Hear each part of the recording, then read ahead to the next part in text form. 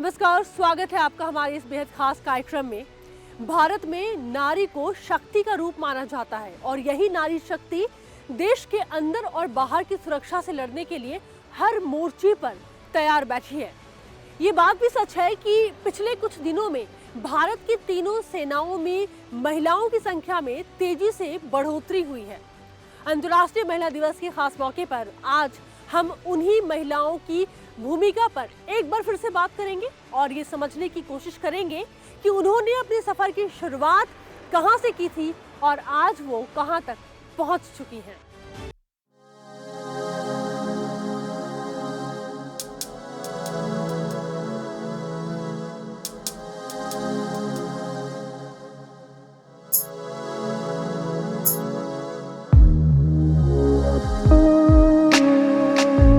ये शक्ति है, ये ताकत है, ये आपकी और हमारी गौरव है जो अपने जुनून को जीना जानती हैं। ये सफर इतना भी आसान नहीं था, पर जब पूरा करने का मादा हो तो लंबे से लंबा सफर भी छोटा पड़ जाता है और आपका जुनून हमेशा आपको एक नई राह दिखाता है। प्रधानमंत्री नरेंद्र मोदी ने 2018 में लाल किले की प्राचीर से घोषणा की थी कि सेना में महिला अधिकारियों की भूमिका को बढ़ाया जाएगा। उसके बाद जब पीएम मोदी लद्दाख के दौरे पर गए थे तब महिला सैनिकों की तैनाती देखकर भावुक हो गए थे। मेरे सामने महिला फौजियों को भी देख रहा। युद्ध के मैदान में राष्ट्र कवि रामधारी सिंह दिनकर जी ने लिखा था, जिनके सिंहनाद से सहमी, जिनके सिंहनाद से सहमी धरती रही अभी तक डोल। कलम आज उनकी जय बोल, कलम आज उनकी जय बोल। तो मैं आज अपनी वाणी से आपकी जय बोलता हूं, आपका अभिनंदन करता हूं। तीनों रक्षा बलों में कुल 9,118 महिलाएं अधिकारी के रूप में सेवा दे रही हैं। भारतीय सेना के 1,40,000 की संख्या वाले सैन्य बल में केवल 0.56% महिलाएं हैं।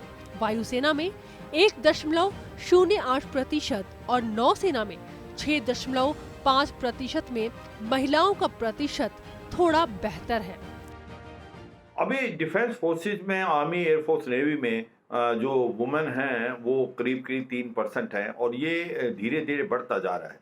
क्योंकि देखो आप, आर्मी भी है, नेवी भी है, एयरफोर्स भी है। अभी जो कॉम्बैट आर्म भी खोल दिया है एयरफोर्स ने और नेवी ने, और कॉम्बैट सपोर्ट आर्म जो है इंडियन आर्मी ने खोला हुआ है।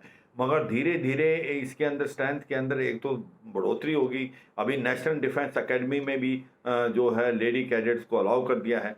तो मुझे लगता है कि जिस प्रकार से बढ़ोतरी होती जा रही है और वो एक भारत की डिफेंस फोर्सेज का टू टंग बन गई हैं, और ये भी सच्चाई है कि जिस फील्ड में भी उनको चांस मिला है, अपॉर्चुनिटी मिला है, उन्होंने बहुत ही बेखूबी से किया है काम।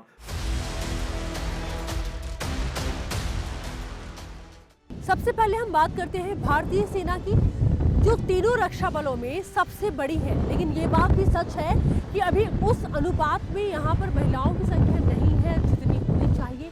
लेकिन स्थायी कमीशन ने बहुत कुछ बदल कर रख दिया है और बहुत कुछ बदलने की उम्मीद है। आइए जानते हैं इस खास रिपोर्ट में। सरकार के मुताबिक वर्ष 2019 की तुलना में 2020 में महिलाओं की संख्या भारत की तीनों सेनाओं में बढ़ी है। साल 2020 में भारतीय सेना में महिलाओं को स्थायी कमीशन दिए जाने के सुप्रीम कोर्ट के फैसले के बाद अब तक देश की 577 बेटियां सेना में बतौर अधिकारी स्थायी कमीशन पा चुकी हैं, जिसकी जानकारी रक्षा मंत्रालय ने संसद में दी है।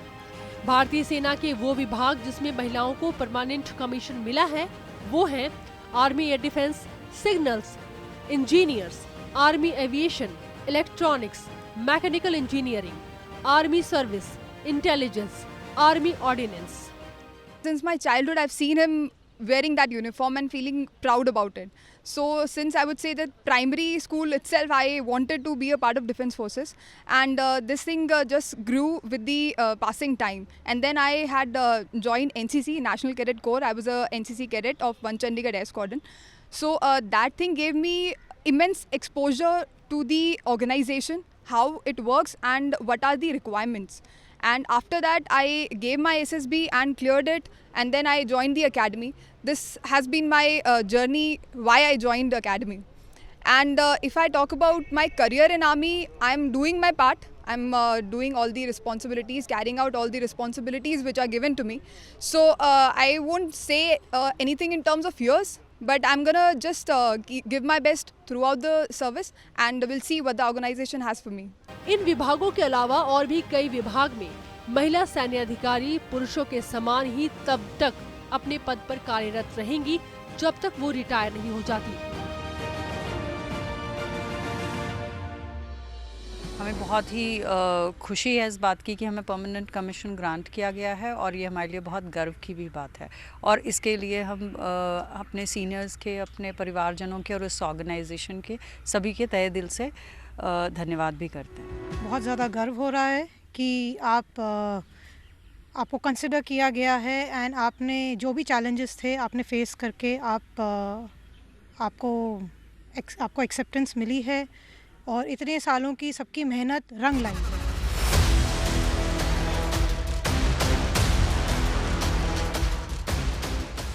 शॉर्ट सर्विस कमीशन में महिलाएं 10 से 14 साल तक ही सेना में सेवा दे पा रही थी, लेकिन स्थायी कमीशन हो जाने के बाद वो लंबे समय तक अब अपनी सेवा जारी रख पाएंगी। इसके साथ ही अपने रैंक के मुताबिक वो सेवानिवृत्त होंगी और उसके बाद उन्हें पेंशन और भत्ते भी मिलेंगे। ये जो मेरे 14.5 साल रहे हैं, आई थिंक मेरी ज़िंदगी के सबसे चैलेंजिंग और सबसे खूबसूरत टाइम रहा है, क्योंकि इन 14.5 सालों में मैंने हर दिन अपनी देश की सेवा के लिए समर्पित किया है। इससे ज़्यादा प्राउड मोमेंट के लिए कुछ नहीं हो सकता कि जब रोज़ मैं ये यूनिफॉर्म पहनती हूँ तो ये मुझे एक सेंस ऑफ प्राइड देता है कि मेरी जो लाइफ है that is dedicated to my nation for a greater cause. तो ये 14.5 साल का हर एक दिन मुझे याद दिलाता है that I am a soldier and I have to serve for my nation. साल 1952 में शॉर्ट सर्विस कमीशन के लिए महिलाओं का पहला बैच भर्ती हुआ था। तब ये 5 साल के लिए हुआ करता था। इसके बाद इस सर्विस की अवधि को 10 साल के लिए बढ़ाया गया। साल 2006 में सर्विस को 14 साल कर दिया गया था। पुरुष अधिकारी शॉर्ट सर्विस कमीशन के 10 साल पूरे हो जाने पर अपनी योग्यता के मुताबिक स्थायी कमीशन के लिए आवेदन कर सकते हैं, लेकिन महिलाएं ऐसा नहीं कर सकती थी, पर अब ऐसा नहीं है। इस विकल्प के साथ ही न सिर्फ भारतीय सेना का हिस्सा बनने की चाह रखने वाली लड़कियों को, बल्कि सेना में मौजूद महिलाओं के लिए भी एक नया रास्ता खुल गया है, जिसमें समानता भी है और सम्मान भी। ये फैसला तो एक है, पर इसके बाद कई बदलाव आएंगे। जैसे अब महिला अधिकारियों को प्रमोशन मिल पा रहा है। शॉर्ट सर्विस कमीशन में वो लेफ्टिनेंट कर्नल से आगे नहीं जा सकती थी, लेकिन अब महिलाओं को एडवांस लर्निंग के विभागीय कोर्सेज में भी भेजा जाएगा। अगर अच्छा प्रदर्शन होता है तो प्रमोशन में इसका पूरा फायदा इनको मिलने वाला है। महिलाएं स्थायी कमीशन के लिए चुने जाने पर फुल कर्नल, ब्रिगेडियर और जनरल भी बन सकती हैं। दूसरा फायदा ये है कि जो विज्ञापन आएंगे उनमें साफ तौर पर लिखा जाएगा कि आपको योग्यता के आधार पर स्थायी कमीशन मिलेगा। पहले के विज्ञापनों में सिर्फ 14 साल के शॉर्ट सर्विस कमीशन का जिक्र होता था।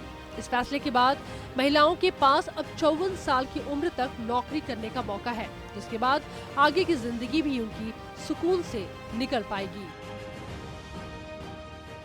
मैं रहने वाली राजस्थान की हूँ। ट्रेनिंग मैंने चेन्नई में किया। अपनी सर्विस के दौरान मैंने नॉर्थ ईस्ट में, नॉर्थ में, डेजर्ट में, सेंट्रल इंडिया में, जो इंडिया के इम्पॉर्टेंट पार्ट्स हैं वहाँ सब जगह सर्व किया। आई थिंक एक सोल्जर से बेटर अपनी कंट्री की पल्स कोई नहीं जानता। मेरे एक्सपीरियंस में एक चीज़ ऐड हुई है। आर्मी में महिलाओं का फ्यूचर देखे तो आई थिंक बहुत बेटर है। जब अर्ली 90s में विमेन का इंडक्शन शुरू हुआ था आर्मी में, तब थोड़ी पीपल वर स्केप्टिक की पता नहीं आर्मी में महिलाएं कैसे परफॉर्म कर पाएगी, बट आज 30 साल से ऊपर हो चुके हैं एंड वी कैन सी कि जो महिलाएं हैं वो महिलाओं और पुरुषों के बीच में कोई डिफरेंस नहीं रहा है। जो पुरुष 30 साल पहले जो सिर्फ पुरुष करते थे, आज वो महिलाएं भी कर रही है। तो फ्यूचर में आई होप हम और भी ज़्यादा बेटर करेंगे एंड जिस एरियाज़ में हम अभी पीछे हैं हम अपने आप को और बेटर बनाएंगे और वहाँ पर भी हम सभी के साथ बराबरी से चलेंगे।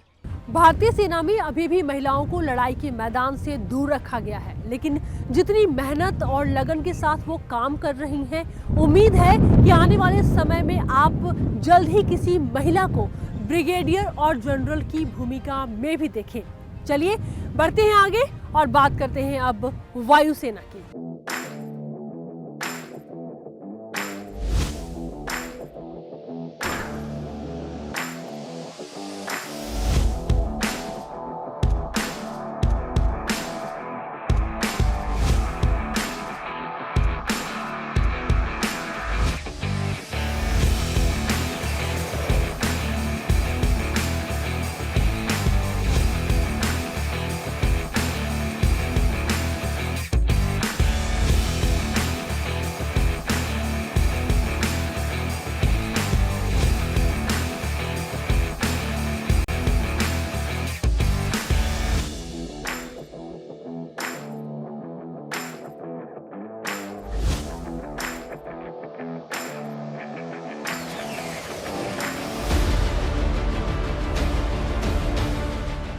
दुनिया की 5 सबसे सशक्त वायुसेनाओं में से एक भारतीय वायुसेना ने महिलाओं को उड़ने के लिए पंख भी दिया और खुला आसमान भी।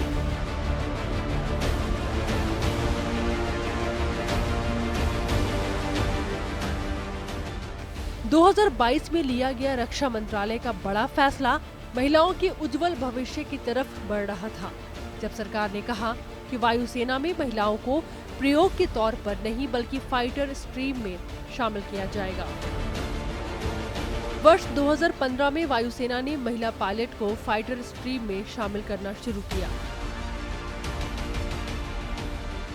वायुसेना देश का पहला ऐसा बल था जहां महिलाओं को लड़ाई के मैदान में उतरने की परमिशन मिली।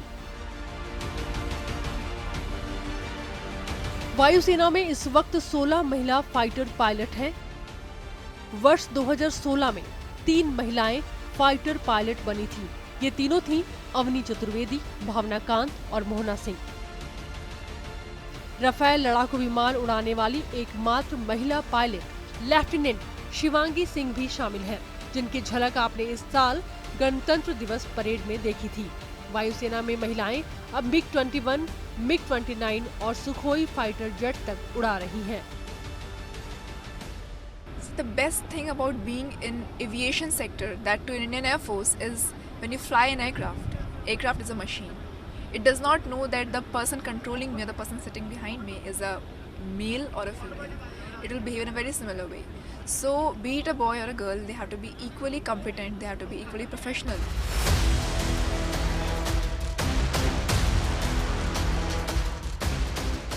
वो दिन हमारे लिए किसी गौरव से कम नहीं था जब भारत की 3 बेटियां महिला फाइटर पायलट के रूप में हमारे सामने खड़ी थी। हमें फख्र है कि आज वो सीमा पर जाकर दुश्मनों से लड़ने के लिए तैयार बैठी हैं।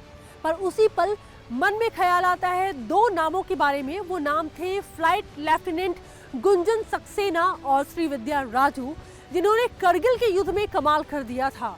पहली बार जेट और हेलीकॉप्टर्स पे बैठकर वो पाकिस्तानी सैनिकों, उनके बुलेट और उनके मिसाइलों का मुकाबला कर रही थी। मतलब मिसाल तो हमारे पास वायुसेना में काफी पहले से है।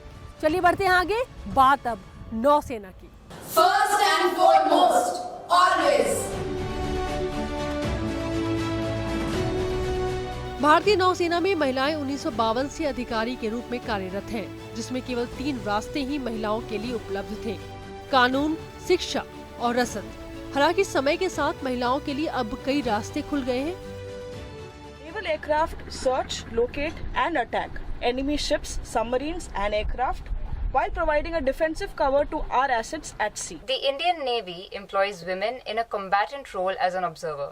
Observers operate various state-of-the-art equipment on board an aircraft, including radars and communication equipment. देश की तीनों सेनाओं में से एक भारतीय नौसेना में दमदार महिला अधिकारी भी तैनात हैं, जो अपने दम पर नेवी में बड़े पद पर पहुंची हैं। We should not keep thinking of ourselves as somebody or a group that is different from the others. There is a uniformity in the uniform, and we should think of ourselves as professionals, giving the best that we have to the service, and people will stop looking at us as women officers and men officers. We are all officers. The armed forces is a very fair, transparent service, and it always gives credit to merit. It is a meritocracy. सबसे पहले साल 1998 में युद्धपोतों पर नौसेना ने महिलाओं को तैनाती दी, लेकिन बाद में लॉजिस्टिक्स जैसे मुद्दों के चलते इसे खत्म कर दिया गया। लेकिन 2021 में भारतीय नौसेना ने 23 वर्षों के बाद महिला अधिकारियों को युद्धपोतों पर तैनात किया। कुमुदनी त्यागी और रीति सिंह को सबसे पहले यह गौरव मिला। दोनों महिलाओं का हेलीकॉप्टर स्ट्रीम में ऑब्जर्वर्स के तौर पर चयन हुआ। इसके बाद से नेवी के फ्रंट लाइन जंगी जहाजों में महिलाओं की तैनाती हो सकेगी।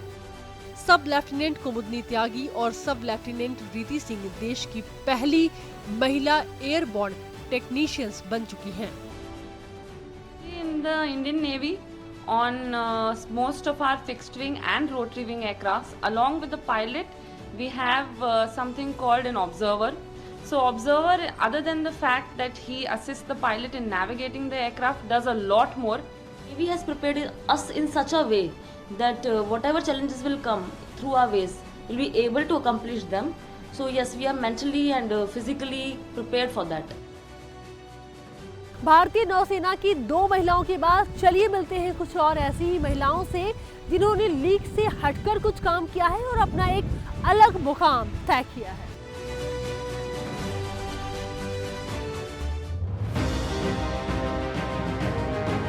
वायुसेना टीम में दमदार लड़ाकू विमान की बड़ी खेप शामिल है। नेवी के इन्हीं लड़ाकू विमानों को उड़ाने के लिए नौसेना की टीम में महिला पायलट शिवांगी सिंह भी शामिल है। शिवांगी सिंह के नाम बड़ी उपलब्धि ये है कि वो दमदार लड़ाकू विमान राफेल उड़ाने वाली पहली महिला पायलट है।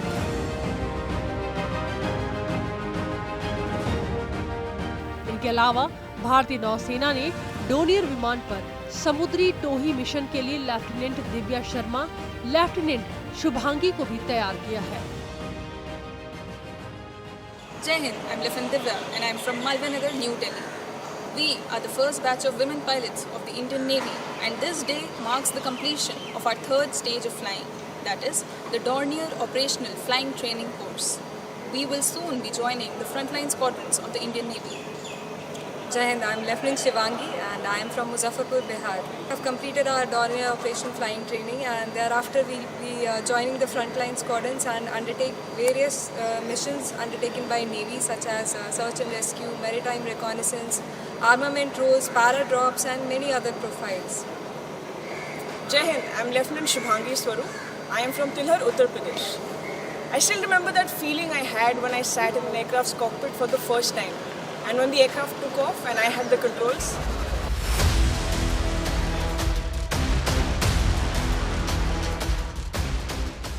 भारत ही नहीं बल्कि दुनिया भर में महिलाएं सैन्य क्षेत्र में अपनी भूमिका को बखूबी निभा रही हैं। वो देश कौन कौन से हैं और किन देशों ने सीधे लड़ाई के मैदान में अपनी देश की महिलाओं को उतार रखा है, आइए जानते हैं।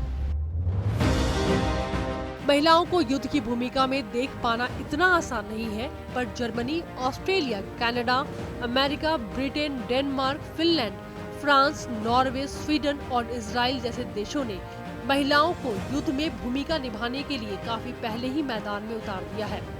अमेरिकी सेना में लगभग 16% महिलाएं हैं, जिनकी संख्या करीब 74,000 है, जबकि रूस में सेना की कुल क्षमता का 10% महिलाएं हैं। अमेरिकी एयरफोर्स में महिलाओं की तैनाती दूसरे विश्व युद्ध से ही है। यहाँ की महिला पायलट ने पूरी दुनिया में अपना जौहर दिखाया है, फिर चाहे वो इराक युद्ध हो, अफगान युद्ध या फिर लीबिया पर हमला। पाकिस्तान में पहली महिला फाइटर पायलट का तमगा आयशा फारूक को काफी पहले दे दिया गया था। 26 साल की आयशा पाकिस्तानी वायुसेना की 19 महिलाओं में से एक है। ये चीन में बने F-7 PG फाइटर जेट उड़ाने में सक्षम है।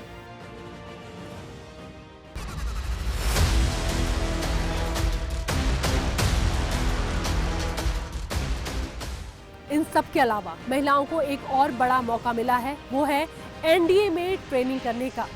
नेशनल डिफेंस एकेडमी में ट्रेनिंग की मंजूरी उनको मिल चुकी है। तीनों सेनाओं की महिलाएं जल्द वहां जाने वाली हैं और पहला बैच जो है वो जून 2022 में प्रवेश कर जाएगा और 3 साल में उनकी ट्रेनिंग पूरी हो जाएगी। आने वाले समय में पहले बैच में 19 लड़कियां शामिल होंगी, जिसमें 10 इंडियन आर्मी, 6 एयरफोर्स और 3 नेवी के लिए ट्रेनिंग लेंगी। ऐसा नहीं है कि पहली बार गर्ल्स और बॉयज़ की साथ ट्रेनिंग होगी। ओटीए में भी साथ ट्रेनिंग होती है, वहाँ भी गर्ल्स और बॉयज़ की साथ ट्रेनिंग होती है, ऑफिसर्स बनते हैं उससे भी। लेकिन जो इसका एक खास बात ये होगी कि 3 साल की ये ट्रेनिंग जो होगी एनडीए की, ये साथ में ट्रेनिंग होगी। इसमें लड़कियों को काफ़ी कुछ सीखने को मिलेगा और कई बार जब हम रीड कवर करते हैं, डिफेंस में ऑफिसर्स से बात होती है, सेनाओं में लोगों से बात होती है, तो कई बार जब प्रमोशन के चांस होते हैं या आगे बढ़ने के मौके होते हैं तो कई बार ये महसूस किया जाता है कि जो एनडीए से आए हुए हैं उनका थोड़ा एज रहता है, उन्हें उसका थोड़ा फ़ायदा मिलता है। 3 साल में लड़कियों की पहली स्क्वाड्रन तैयार हो जाएगी। अभी एनडीए में कैडेट्स की 18 स्क्वाड्रन है, लड़कियों की यह 19वीं स्क्वाड्रन होगी, जिसे नाम दिया गया है Sierra. The Indian Navy has given me the opportunity to be the best version of myself. Jai Hind, Happy Women's Day. On the occasion of International Women's Day, I wish all women a very happy Women's Day. Be strong and be brave. Never stop exploring. Happy Women's Day.